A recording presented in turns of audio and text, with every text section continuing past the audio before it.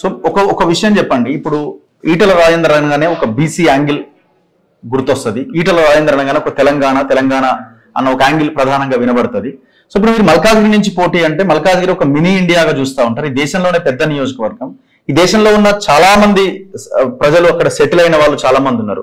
So వాళ్ళందరికీ ఈటల రాజేందర్ గురించి లేదు ఈటల రాజేందర్ ఈ టోటల్ ఇవంతా కూడా తెలుసుకొని మీ వైపు రావడానికి అవకాశాలు ఎంతవరకు నేను మీరు అనుకుంటున్నారు?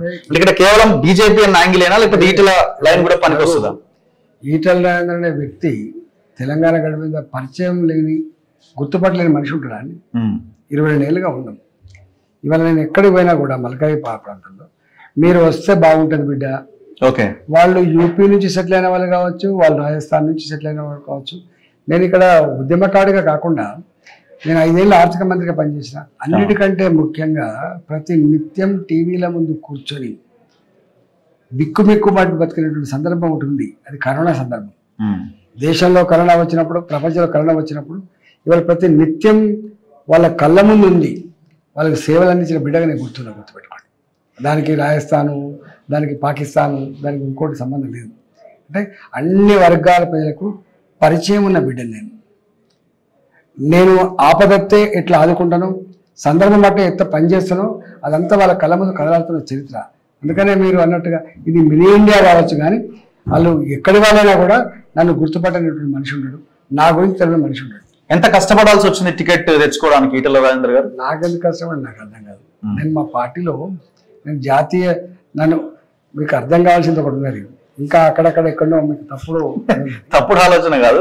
ఏమిందంటే నాకు 2 దిక్కులు టికెట్ ఇచ్చిండ్రు. ఓకే, హుజూరాబాద్ అన్నట్టుగా గజ్వేల్లో ఇచ్చిండ్రు, నాకు హుజూరాబాద్లో ఇచ్చిండ్రు. నేను అనుకున్నా యాక్చువల్గా ఏదైనా ఇంకా 2021లో నన్ను గెలిపించినప్పుడు చాలా గొప్ప త్యాగంతో గెలిపించిండ్రు.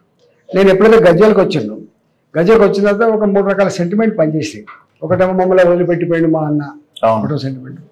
రెండోది అయ్యో ఇక్కడ ఒత్తిడి మా అన్న, రెండో సెంటిమెంట్.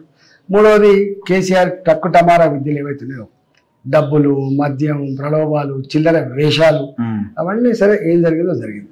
ఇవాళ మీకు నిజంగా నేను ఒకటి మిమ్మల్ని అడుగుతున్నా, ఓటమి జరిగింది అంటున్నారు కదా హుజూరాబాద్, అసలు పోయి తెలుసుకోరు కదా హుజూరాబాద్ ఏమనుకుంటున్నారు ఇప్పుడు. ఓకే, ఓటమి తర్వాత ఏమనుకుంటారో అసలు తెలుసుకోండి. రెండోది ఎవరు కొట్లాడుతారండి, ఒక అధికారంలో ఉన్న ముఖ్యమంత్రి, అందులో ఒక నియంతృత్వ పోకడున్న ముఖ్యమంత్రి, తనకు అడ్డం వస్తే కళ్ళతో కొరికి చంపేట ముఖ్యమంత్రి. ఇవాళ నేను గజ్వేల్ పోయి పోటీ చేసిన, ఇంత ధైర్యం ఉండాలి. పోటీ చేస్తే నాకు కూడా 67,000 ఓట్లు వచ్చినాయి రాష్ట్రం. అంటే ఏమీ లేని పార్టీ అక్కడ నాకు ఒక 67,000 ఓట్లు వచ్చినాయి. అంటే నేను ముఖ్యమంత్రికి ఎదురొడ్డి పోటీ చేయడానికి నేను సిద్ధపడ్డా అంటే నా తాకత్ ఏందో ఇవాళ నువ్వు అడుగుతూ ఎట్లయితే చెప్పండి.